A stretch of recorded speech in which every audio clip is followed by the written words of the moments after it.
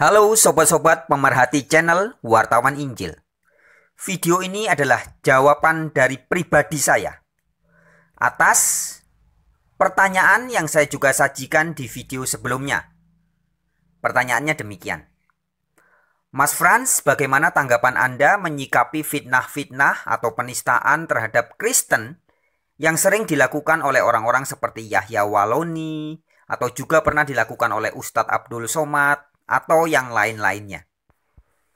Di mana dalam video itu saya minta pendapat, komentar dari sobat-sobat Warin yang menyimak video itu. Pada kesempatan ini saya ucapkan terima kasih banyak ya buat siapapun yang sudah memberikan komentar-komentar dalam video itu. Dan sekarang adalah waktunya saya menjawab pertanyaan itu. Sekali lagi, pertanyaannya adalah, Mas Frans, bagaimana tanggapan Anda menyikapi fitnah-fitnah atau penistaan terhadap Kristen yang sering dilakukan oleh orang-orang seperti Yahya Waloni dan juga pernah dilakukan oleh Ustadz Abdul Somad dan juga oleh beberapa orang-orang lainnya? Nah, demikianlah jawaban saya dalam kapasitas saya sebagai wartawan Injil.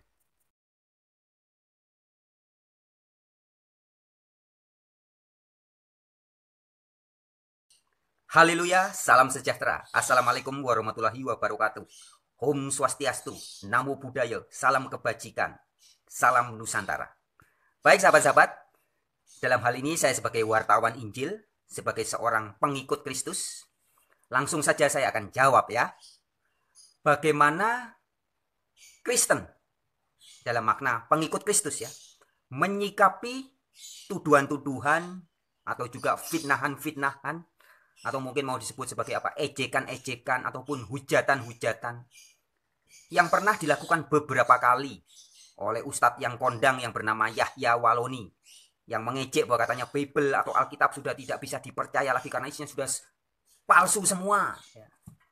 Ataupun juga beberapa orang yang mengaku sebagai muslim dan mengaku sebagai ustadz lainnya. Juga mungkin ada juga Ustadz kondang Abdul Somad ya, yang pernah mengatakan bahwa di salib, di simbol lambang salibnya orang Kristen itu ada jin kafirnya. Nah, bagaimana seorang Kristen dalam makna pengikut Kristus ya, menyikapi kejadian-kejadian seperti ini? Jawabannya adalah demikian sobat-sobatku. Penting dipahami pertama adalah, Kristen artinya adalah pengikut Kristus ya. Jadi Kristen bukan pengikut gereja Roma Katolik, bukan. Kristen bukan pengikut gereja Protestan, bla bla bla bla. Gereja Bethel, bla bla bla bla. Gereja bla bla bla bla, bukan ya. Tapi Kristen artinya adalah pengikut Kristus. Ini poin pertama yang harus dipahami. Selanjutnya, Kristen adalah orang yang menjalani hidup dengan cara dipimpin oleh Roh Kudus, bukan dipimpin oleh hawa nafsu atau keinginan-keinginan daging. Ini sangat jelas di Alkitab dikatakan. Jika Roh Kristus, jika Roh Kudus ada padamu, kamu menjadi milik Kristus. Tapi jika roh kedagingan, roh dunia menguasai kita, maka kita bukan Kristen atau bukan milik Kristus.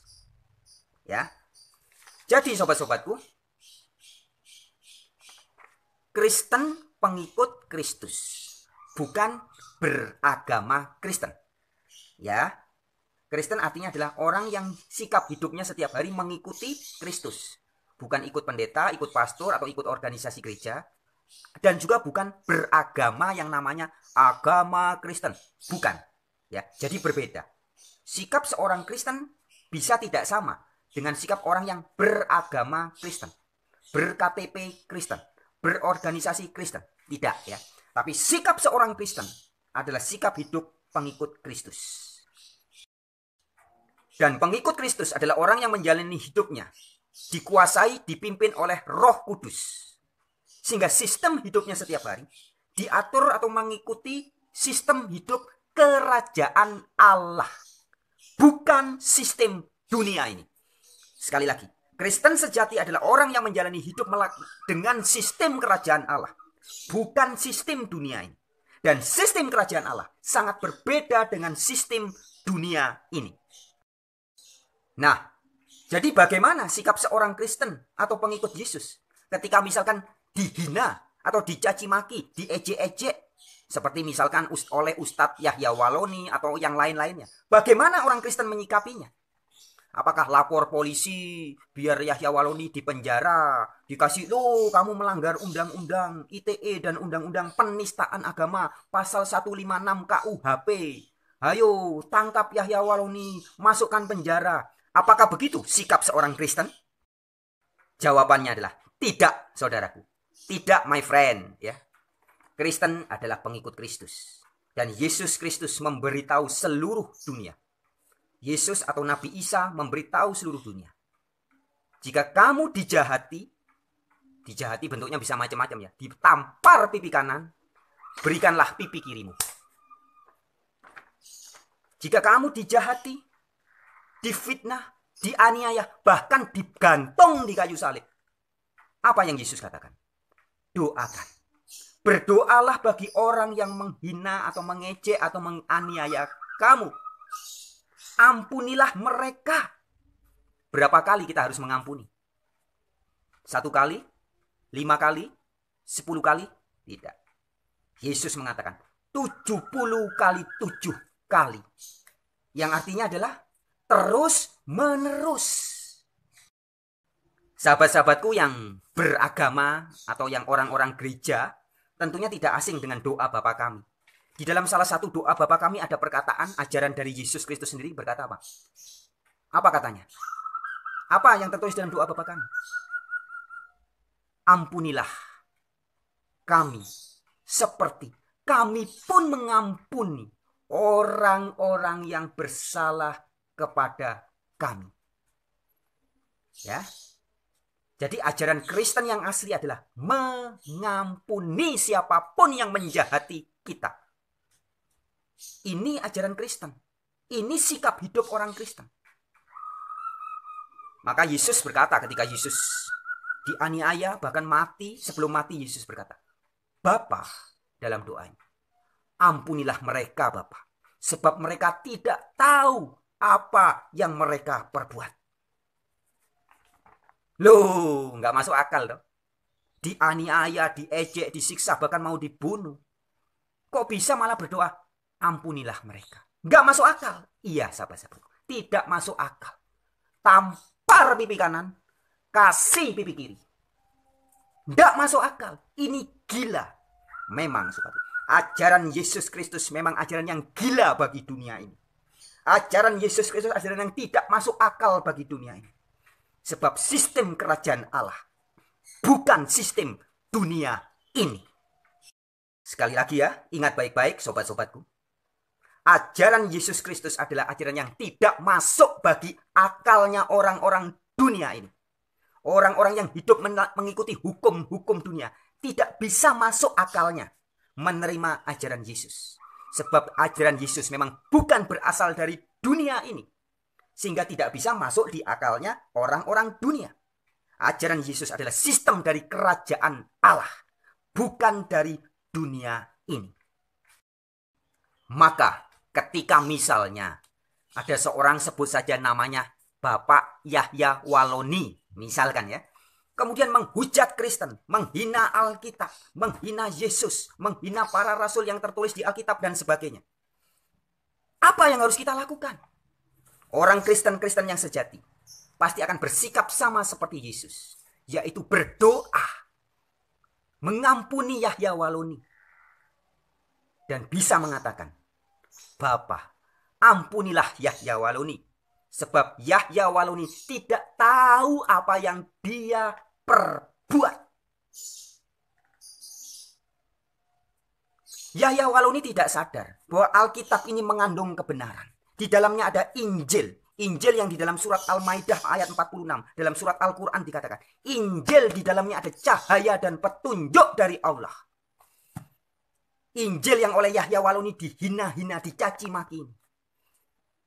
Mengapa? Karena Yahya Waloni tidak tahu, tidak ngeh, tidak sadar apa yang dia perbuat. Kalau seandainya Yahya Waloni sadar apa yang dia perbuat, dia sadar bahwa di dalam Injil ini ada cahaya dan petunjuk dari Allah, sebagaimana tertulis dalam surat Al-Maidah ayat 46. Yang di dalam surat ayat 48-nya dikatakan, Injil dan Taurat yang di dalamnya ada cahaya dan petunjuk dari Allah ini pasti dijaga oleh Allah. Maka Yahya Waloni tidak akan mengatakan bahwa Alkitab palsu tidak bisa dipercaya. Tidak akan. Artinya tuduhan-tuduhan Yahya Waloni tentang Alkitab terjadi adalah karena dia tidak tahu apa yang dia perbuat. Kalau dia tahu, dia paham Alkitab dengan benar, dia tidak bakalan menghina. Atau dengan kata lain, dia menghina, mengejek karena dia tidak tahu. Nah, karena saya tahu, maka saya bisa berkata, Bapa, ampunilah Yahya Waloni. Sebab Yahya Waloni tidak tahu apa yang dia perbuat. Yahya Waloni tidak sadar apa yang sedang dia lakukan. Sama seperti Yesus mendoakan orang-orang yang menganiaya Yesus, orang-orang yang menyakiti Yesus, yang menghina Yesus. Mengapa Yesus bisa mendoakan orang-orang itu? Karena Yesus sangat paham bahwa orang-orang itu sebenarnya tidak tahu, tidak sadar saja. Orang-orang itu melakukan kejahatan terhadap Yesus karena orang itu belum tahu siapa Yesus sebenarnya.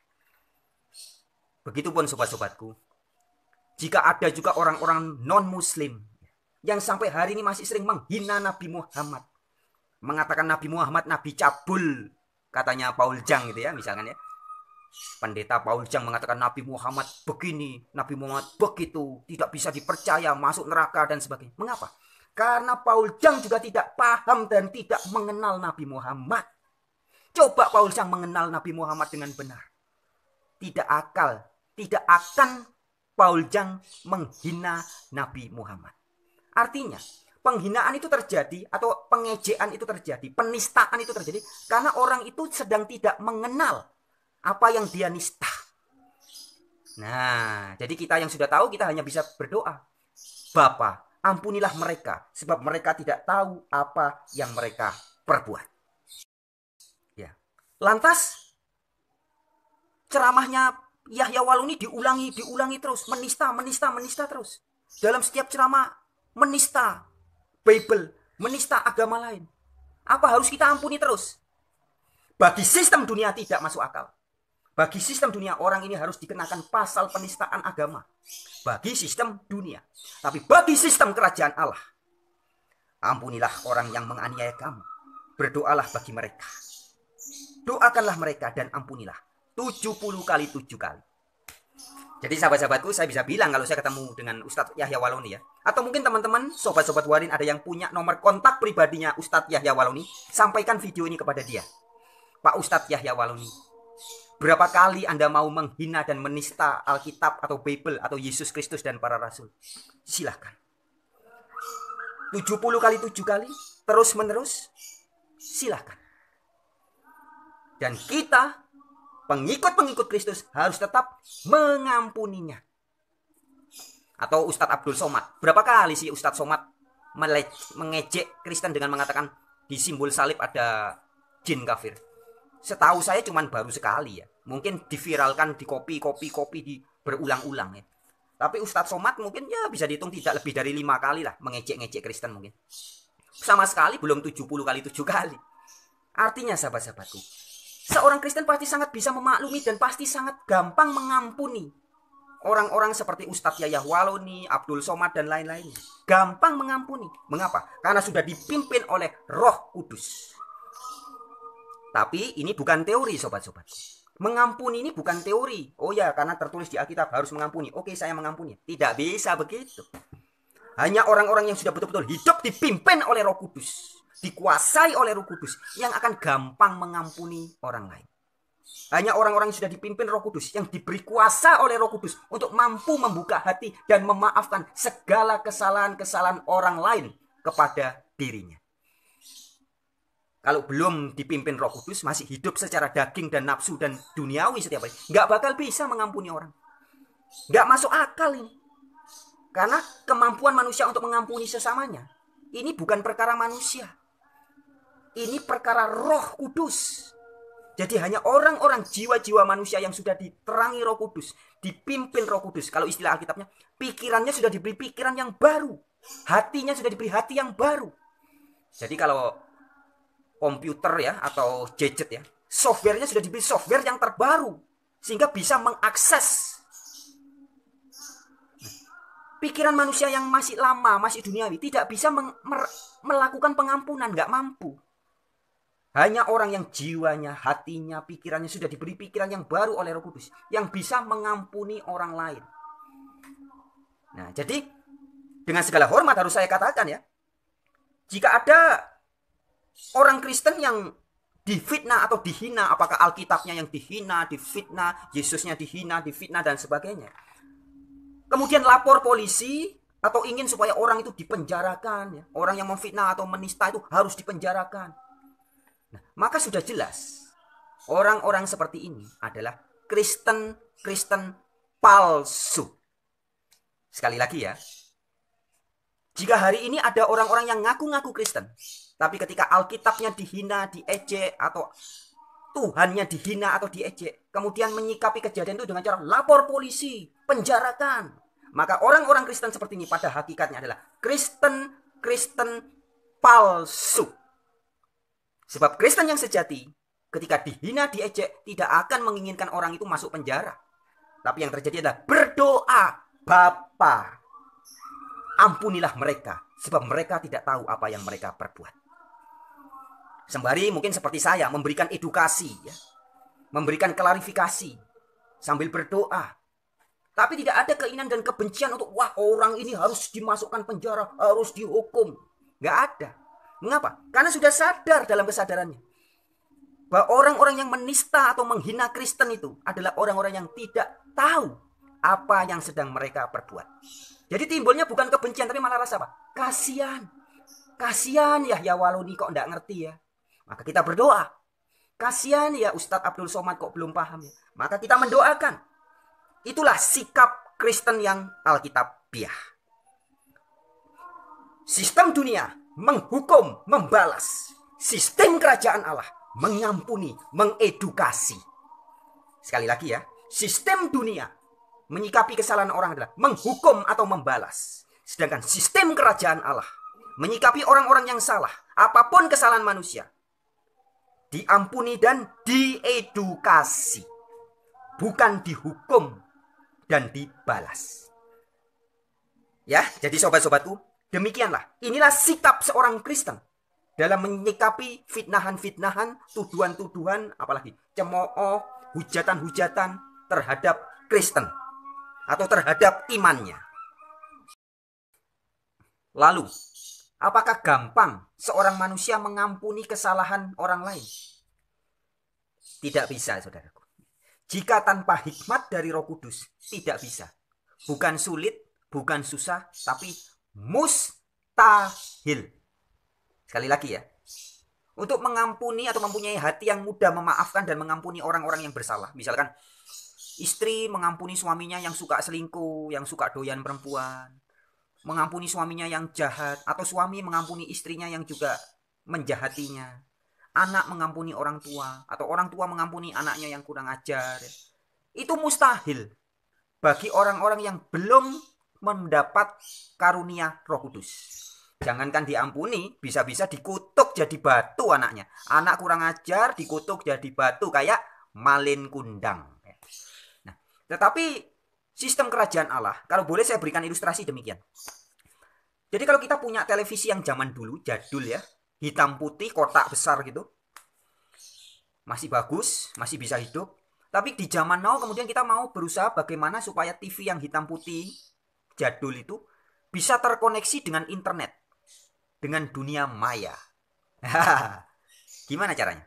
Mau cari aplikasi atau cari program, cari instalasi, cari software, cari hardware tercanggih di zaman sekarang sekalipun, nggak bakal bisa membuat TV hitam putih itu terkoneksi dengan internet.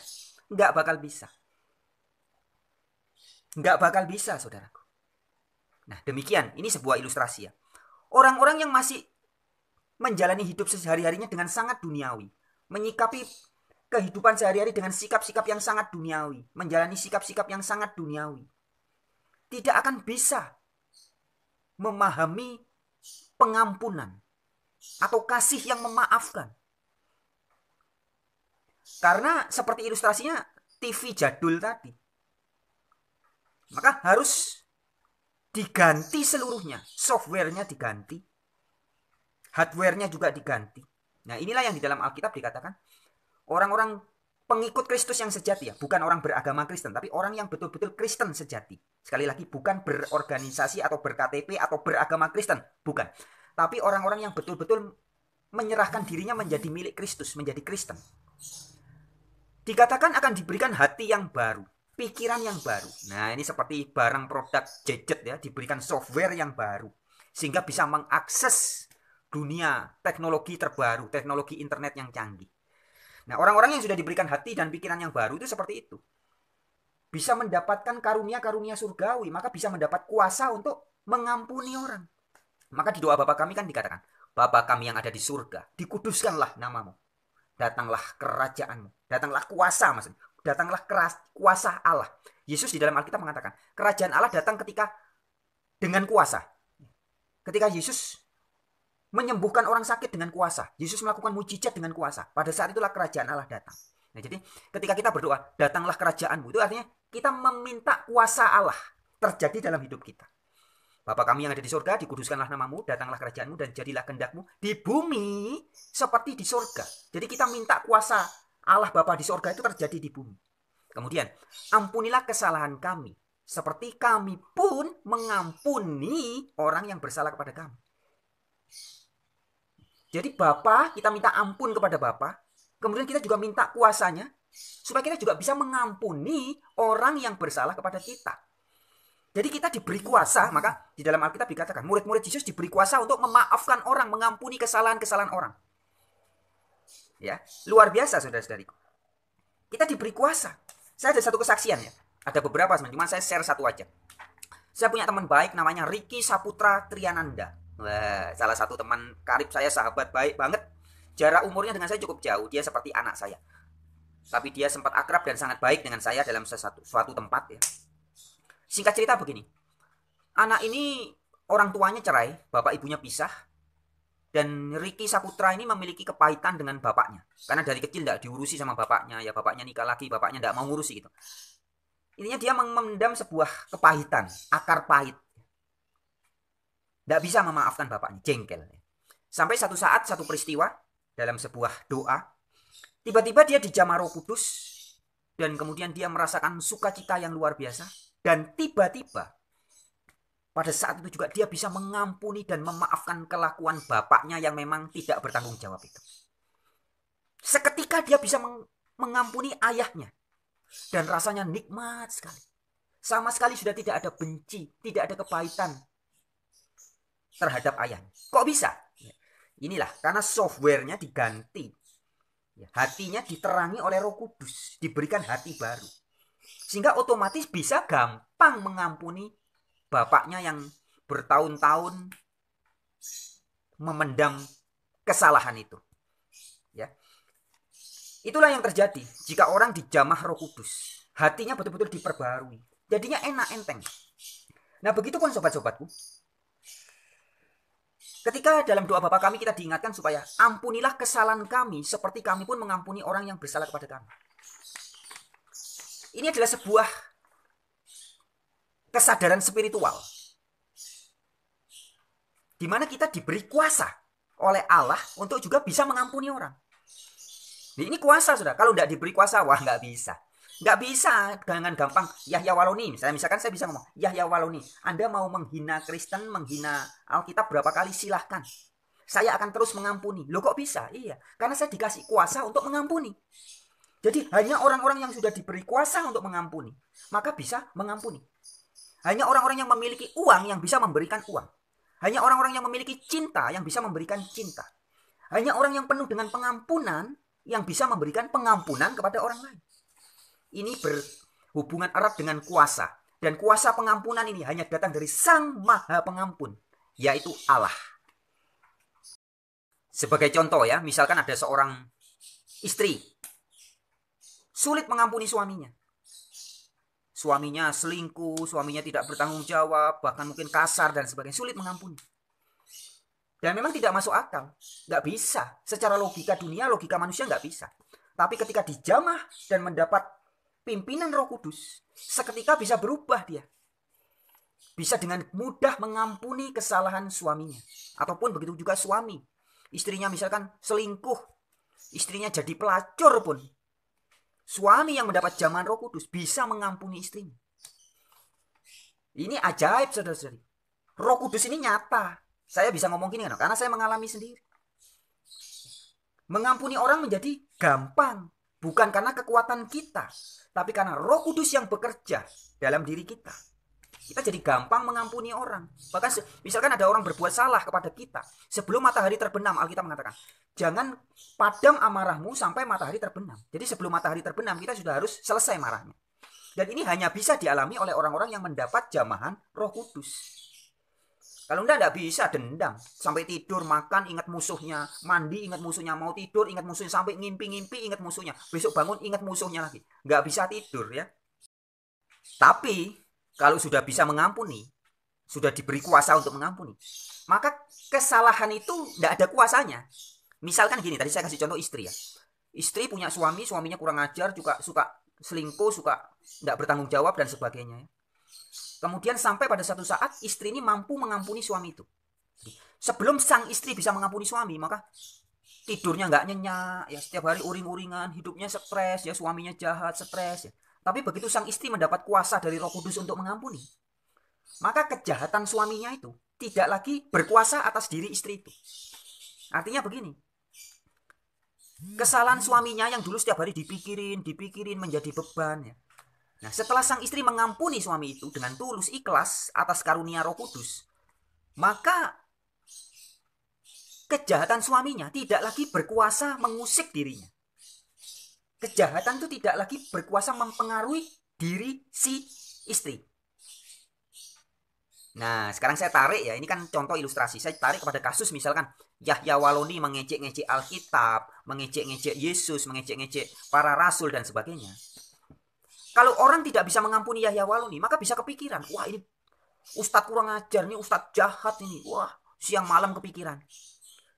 Tapi ketika orang itu mendapat kuasa untuk mengampuni Yahya Waloni, maka tidak jadi beban lagi. Mau Yahya Waloni menghujat, menghina, menista Kristen bagaimanapun, nggak jadi masalah gitu loh. Nggak jadi beban sama sekali, nggak terpengaruh, nggak punya kuasa. Jadi fitnahan-fitnahan, hujatan-hujatan Yahya Waloni itu tidak lagi berkuasa atas dirinya. Tidak mempengaruhi. Malah bahkan bisa menjadi motivasi untuk mengedukasi orang. Nah ini bisa timbul rasa cinta, rasa kasih, dan ingin mengedukasi. Nah jadi sistem kerajaan Allah menyikapi kesalahan orang bukan membalas atau menghukum, tapi mengampuni dan kemudian mengedukasi. Ya, jadi jelas ya sahabat-sahabatku, jawabannya menyikapi kasus-kasus tuduhan-tuduhan atau fitnahan-fitnahan atau ejaan-ejaan, hujatan-hujatan oleh ustadz-ustadz macam Yahya Waloni terhadap Kristen, jika Anda dan saya ingin membalas atau menghukum, memenjarakan, mempolisikan Yahya Waloni, maka sudah pasti Anda dan saya pasti bukan Kristen yang asli. Pasti sudah, pasti tidak dapat tuntunan Roh Kudus. Tidak, pasti sudah tidak. Mau berdalih bagaimanapun tidak bisa. Ini dunia roh, ini nyata, rasa. Saya bisa memahami ini karena saya mengalami. Kita bisa mengampuni orang-orang seperti Yahya Waloni karena merasakan, mengalami sendiri bagaimana Roh Kudus itu bekerja. Ya, jadi Kristen yang asli pasti menyikapinya dengan cara mengampuni, mendoakan, dan mengedukasi dengan sabar, menyatakan kesalahan. 2 Timotius 4 ayat 2-4. Nyatakanlah apa yang salah, tegurlah, beritakanlah firman baik atau tidak baik waktunya. Nyatakan yang salah, tegurlah dengan segala kesabaran dan pengajaran. Jadi kita kasih tahu, Pak Yahya Waloni, Anda salah. Tapi kita tidak ingin menghukum dan memenjarakan dia atau apalagi membalas, tidak. Tapi yang dilakukan adalah ingin mengedukasi. Ini loh salahnya di sini, salahnya di sini, salahnya. Begitu jadi sobat-sobatku ya. Oke, sekian pada video kali ini. Kita lanjut di video-video yang lain. Salam sejahtera. Haleluya. Dari saya, wartawan Injil untuk Indonesia. Om Santi Santi Santi Hum. Shalom Alehim. Wassalamualaikum warahmatullahi wabarakatuh. Salam sejahtera, salam kebajikan.